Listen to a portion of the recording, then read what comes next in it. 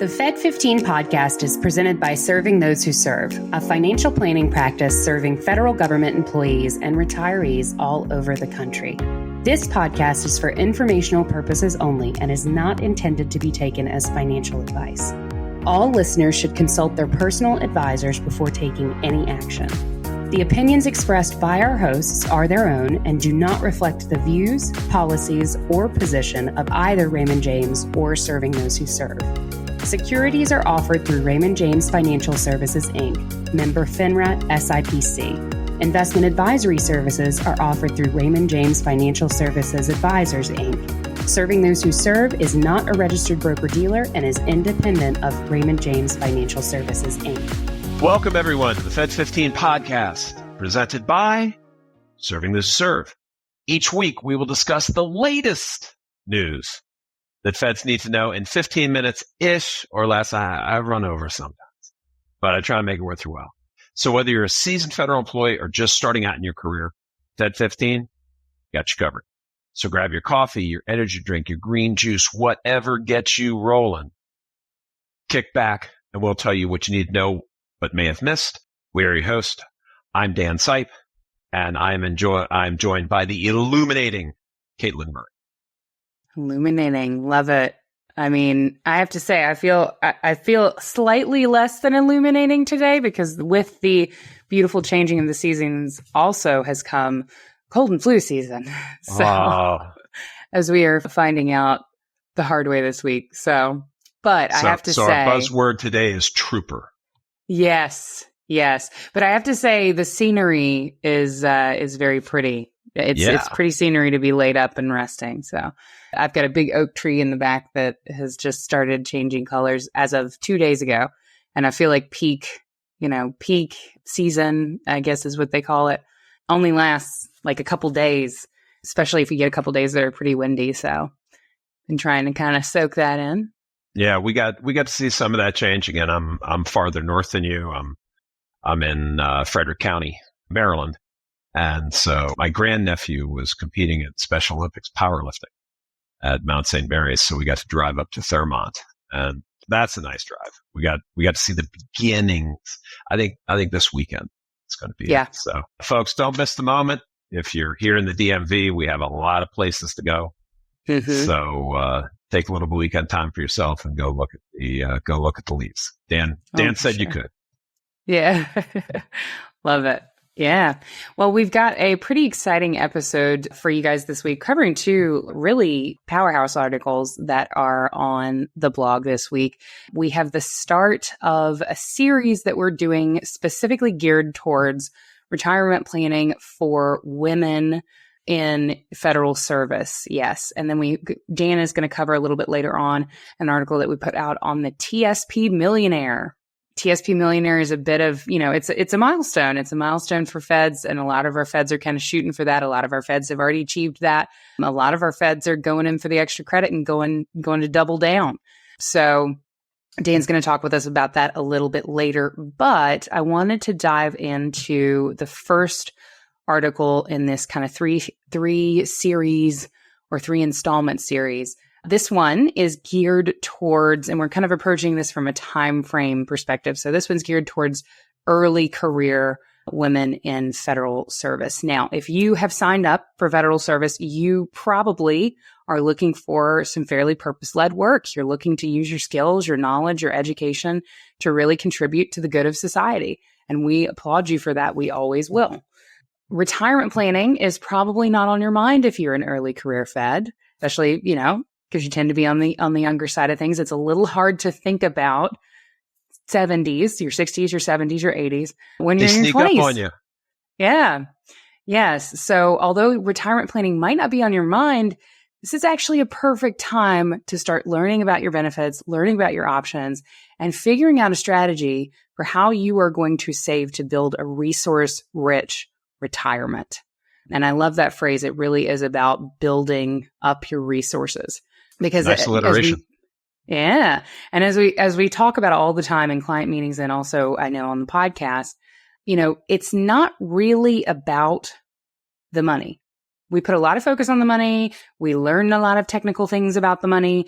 But at the end of the day, it's not the money. It's what the money can open up for you. It's what access the money can give you. It's what you can translate that money into.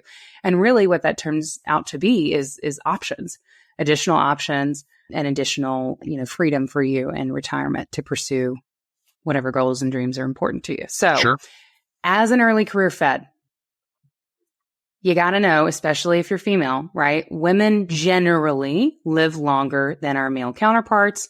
And I keep trying to tell Miss Mary that. And, that's why I do all this great planning. Yeah. It doesn't always work out that way, but on average, women typically live longer than men, which means that you may be planning for a longer retirement period than your male counterpart. The other thing that we women tend to do is we wear lots of different hats. And it is not for fashion. We often are caretakers for aging parents. Sure. We often are caretakers for the younger generation, for kids. And as a result of those responsibilities that we kind of take on, a lot of times what that translates to is somewhat less time in the workforce, taking time off, going from full-time to part-time until you can get your kids raised to the point where they can go to school. Or maybe even taking a break from working entirely. Sure. And that's going to impact things like your pension. It's going to impact things like Social Security that are based off of those earnings rates and the years of service that you have. So things to know kind of as an early career female Fed, things you should be thinking about. You need to understand the federal employee retirement system first. You need to understand how it works. Basically, you have, you've got our three-legged stool, right? We've got FERS pension, which is based off your years of service and your high 3 annual salary and the age that you retire at. You've got Social Security, which is based off of your historical work record for any job you ever had where you paid Social Security taxes. And then you've got your investment portfolio, of which the TSP, Dan's going to talk about a little later, is probably the cornerstone for you. Your agency is going to automatically withhold the basic benefit. They're going to automatically withhold for basic benefit for FERS, and they're also going to handle your Social Security taxes, right? So that's going to be automatically debited from your paychecks. So those kind of two legs of the stool, you are funding automatically. The TSP, not automatic, right? You only get set up with a 1% contribution, right? It is one of the three legs on your stool. So one of the things that you need to think about when it comes to TSP, and this is a mindful action, not something that happens automatically, is making sure that you're contributing at least enough to get your basic employer match. Now, what do I mean when I say your employer match? You get matched on up to 5% of your gross salary. Sure. So for you, if you are able to, and I know everybody has, unique situations, but if you are an early career or at any point in your career, honestly, and you are not contributing at least 5% to that TSP, you need to really rethink that. If there's a way that you can make that happen, please do, because if you're contributing less than 5%, you are leaving money on the table in the form of a free government contribution, in the form of an employer match to your TSP. Now, 5% should probably be the floor. Unless we're in a really crazy situation, 5% should probably be the floor for you. But that is a C, right? If we're looking at a grading scale, right? A, B, C, D, F, putting in 5% as a C. That's going to get you all the free money that's on the table, but you're definitely not overachieving there, right? What you want to do is to try to work up to over time. It may need to happen over time because you're early in your career and your salary probably reflects that, but you want to work up to the annual limit of $23,000 per year going into that TSP in order to get the full benefit of that TSP. And the other thing that I will say here is the TSP, it's not like FERS, right? So the contributions that are automatically being debited that are going into FERS for you, they do not need to be invested. They go into FERS and you receive a pension, right? Right. With TSP, It is not a let me set up a contribution and then I never have to think about it again. You need to have an investment strategy in that TSP for how you are investing that money. And it needs to have a long-term focus because this is a retirement account. And again, we're talking to our early career folks here. So definitely be aware of the Thrift Savings Plan.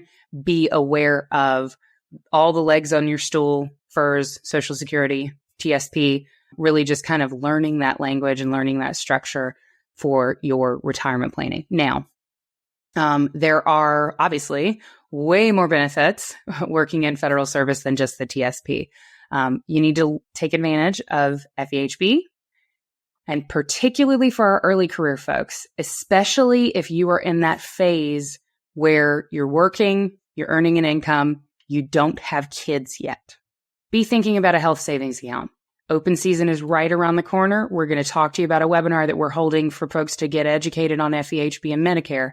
But for my early career folks, be thinking about a health savings account, an HSA, and whether this can benefit you or not. It is different from an FSA. A flexible spending account is you get to put pre-tax money into an FSA, but you have to spend it all in that year. You've got a very low amount that you can roll over to the next year. With an HSA, that is an investment account. If you wanted to, you could save the maximum to an HSA, which is $4,150 per year as of 2025. If you have single coverage, you can put that money in there and never spend it until, sure. I guess I shouldn't say never. You could put that money in there and not spend it for 30 years. And then in retirement, you have this big account that you can pull money out of for medical expenses. The thing about an HSA, we've got a really great article on the blog if you want to do some research there. I highly recommend reading that. It will walk you through kind of how all these things work. But just the long and short of it, you put contributions in on a pre-tax basis. That money grows tax-free. And then when you pull it out, you can pull it out at any time for medical costs or qualified healthcare expenses, and it is tax-free. So if you're paying attention, you put the money in pre-tax, it grows tax-free, you pull it out tax-free. If you use it for the right expenses, you never send that money through the income tax loop. It is a very, very, very rare type of investment account. They are the unicorns of financial planning is what I always call them, because if you use it correctly, you never pay tax on that money. So the time to be funding those types of things are when you are young, you don't go to the doctor a whole lot, right? You don't have a lot of medical expenses. So obviously if you're in your 20s, but you have a chronic illness, that might not be a great solution for you.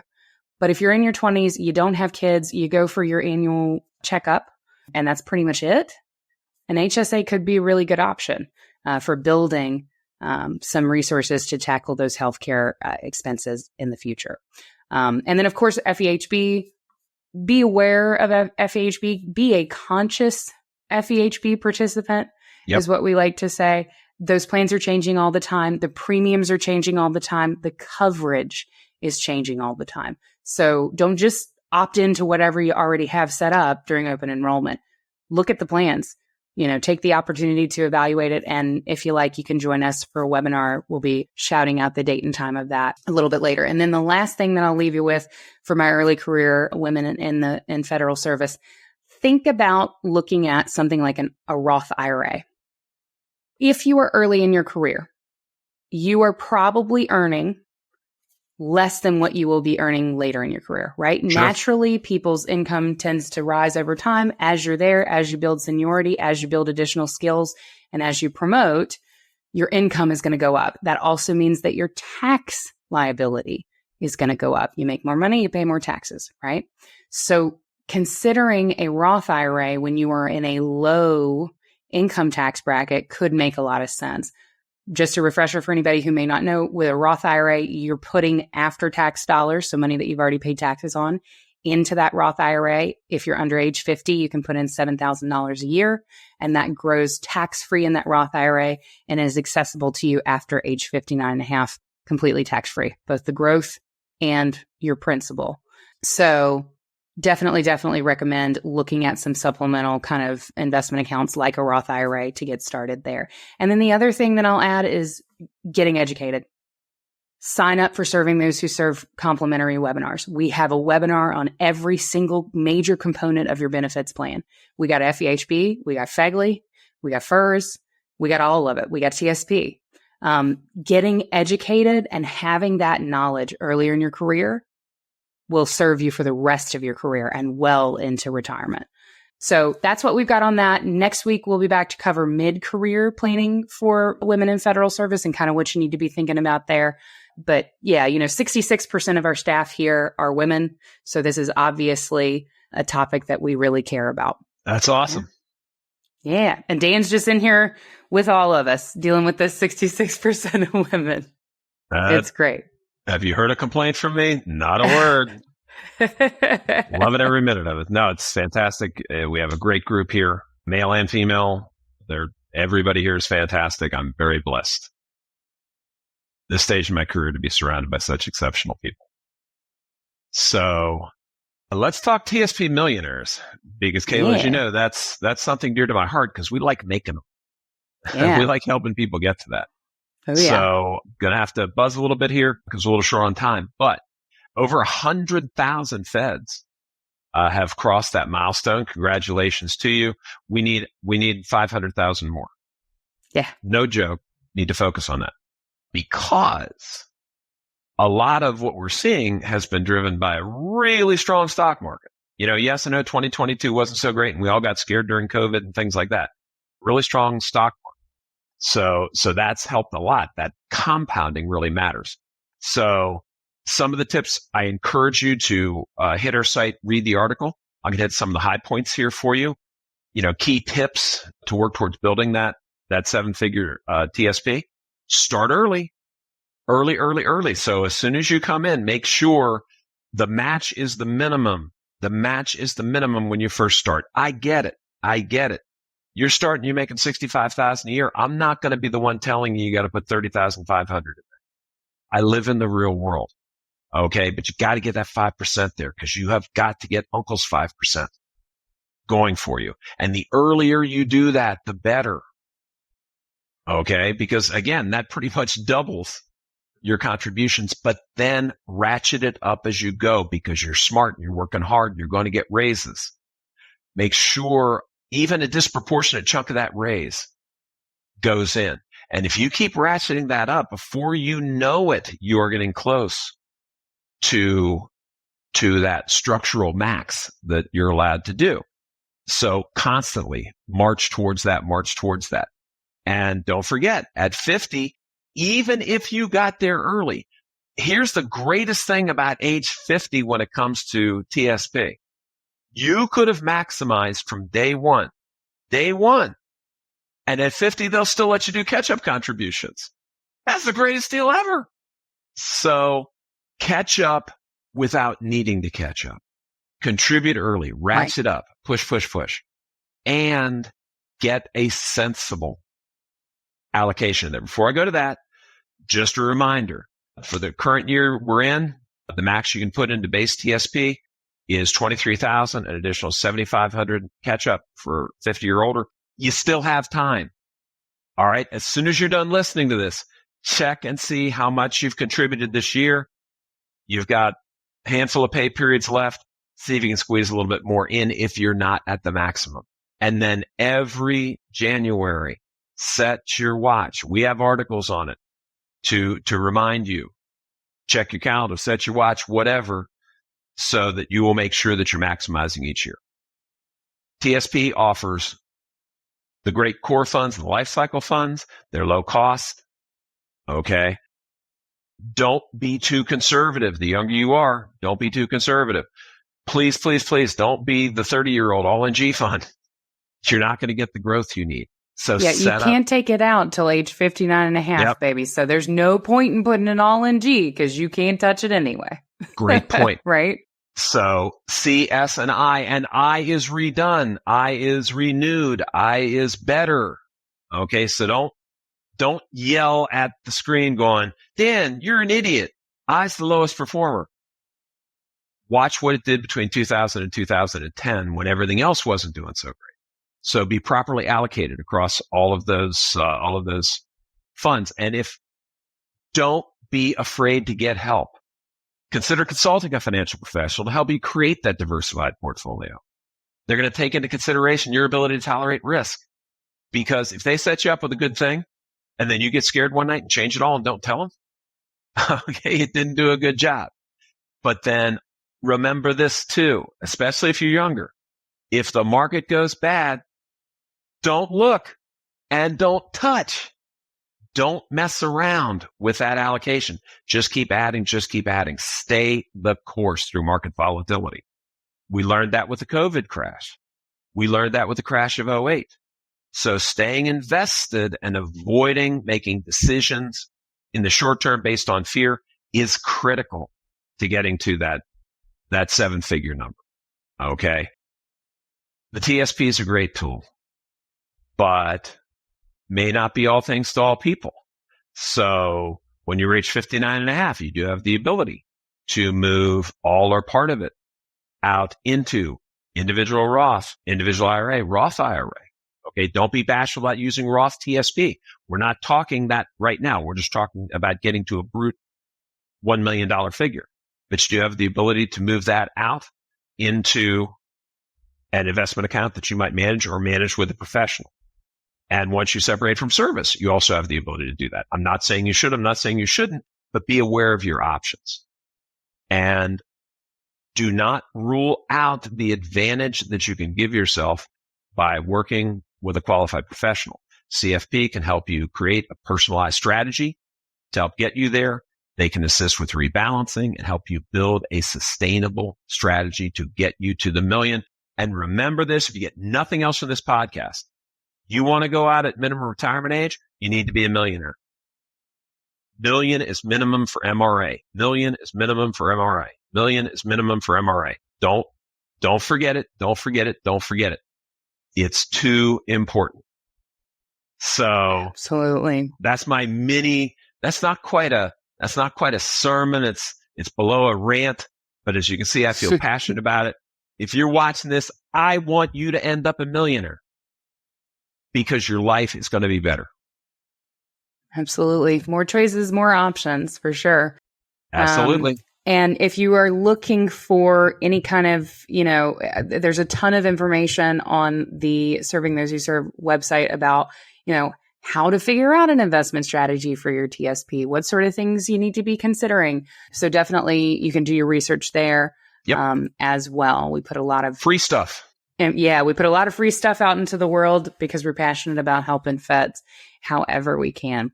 So that is all the time and then some that we have for today, folks. This is a little bit of a longer episode, but we will be back next week to bring you all the latest updates that you need to make informed decisions about your career and financial well-being as a Fed. And be sure to subscribe. Hit the subscribe button for this podcast on YouTube and Spotify so you never miss an episode. And please, please, please remember to share it with your friends and colleagues.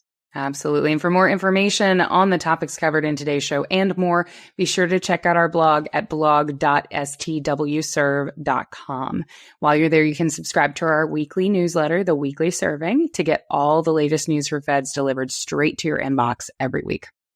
And don't forget those live webinars that we do every single week, pretty much every single month for sure.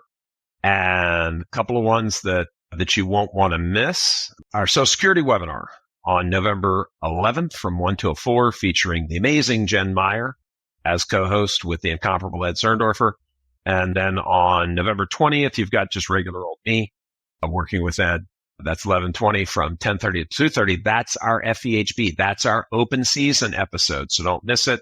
And I'm going to drop one more in as a bonus here, Katelyn. On November 21st, we've got our TSP webinar with the incomparable Katelyn Murray. So you don't want to miss that one either. Yeah, that's you. Yeah, stop by. Say hi. There you go. All right, guys. Thank you so much for listening to the Fed15. I'm Katelyn Murray. And I'm Dan Sipe. And we will see you next week. Take care, everybody.